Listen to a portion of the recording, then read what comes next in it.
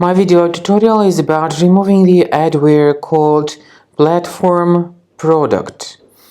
PlatformProduct is the adware that is the part of the ad load family of computer infections. Once installed, it starts to display a lot of intrusive advertisements not related to the sites that you visit. So, if it was somewhere or another installed into your system, you need to find this application, right click on it, and move it to the trash. So, right click on this application and select the option to move it to the trash. I also recommend you to research your computer additionally with Combo Cleaner Antivirus.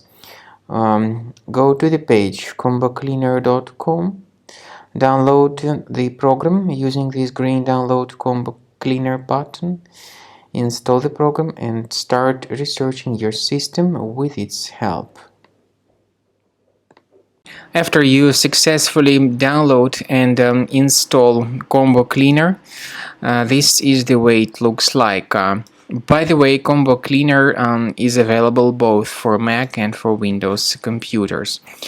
Combo Cleaner is initially in the trial mode, so click on Start Combo Scan button. First of all, the program should update its anti-malware database for proper detection and removal of any malware.